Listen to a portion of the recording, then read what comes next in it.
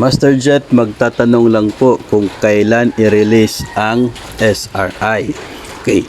So para po sa mga iba't ibang ahensya ng gobyerno na nag-aabang sa Service Recognition Incentive or SRI, ang pag-release po nito ay of course nakadepende po sa inyo pong agency. No? So mas mabuti po na mag-monitor sa any news update from your agency kung kailan po sila available to process and to release your SRI, no, especially doon po sa mga other agencies po. Now for DepEd, may mga nababalitaan po tayo na nagatanggap na raw sila sa kanilang SRI. Yung iba naman ay nag-aabang pa at naghihintay.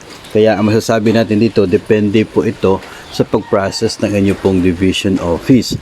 Noon pong Friday, December 15, naglabas ng memo ang DepEd. At ang sabi ay cash yung pagbibigay ng SRI.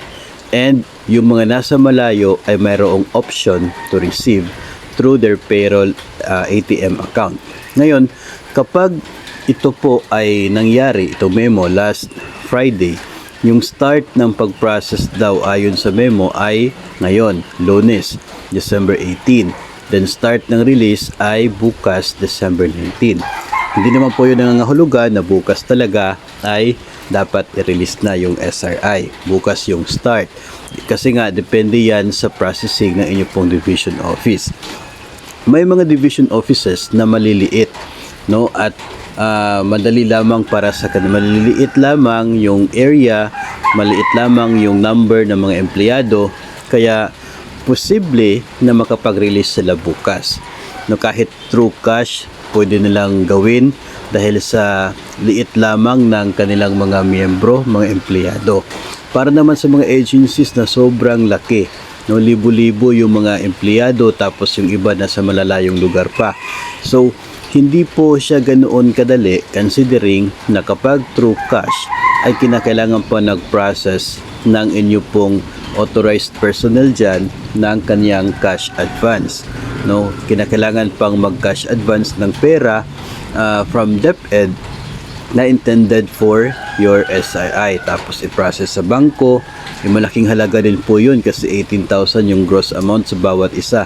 Considering na maraming empleyado, napakalaking halaga po ng kinakailangan na yan at dapat pang i-prepare yung perang yan ng mga personnel bago ito ma-release. Mahirap din po kasi yung automatic na mag-release. Iba ka at pagdating po sa katapusan, yung mga natitirang naglinya dyan ay hindi na mabibigyan kasi mayroong pagkakamali sa pagbilang. So kawawa naman yung mga nag-cash advance. So mas maganda yung iba ginagawa nila is piniprepare muna yung pera for each individual saka po ito i-release. No? So pwedeng ganon. So that would take time. So kaya dapat din po nating isipin na itong mga measures na dapat gawin, itong mga process na dapat gawin ng atin pong agency to make sure na magiging smooth yung flow at magiging mabilis yung pag-release. No, kinakailangan po kasi ng system dyan. Ngayon, para po sa ibang mga lugar na dinaanan ng bagyo, no, pwede na ang inyong lugar ay nagkaroon ng work suspension as of now. Ito mga guro kasi wala nagpasok, di ba? Kasi Christmas vacation na. Pero yung mga nagtatrabaho sa mga division offices ninyo ay wala po yung Christmas vacation until December 31 pa nga yan sila kung may trabaho, di ba? So, ang mangyayari nito, kung mayroon pong work suspension, apektado po yung process dyan.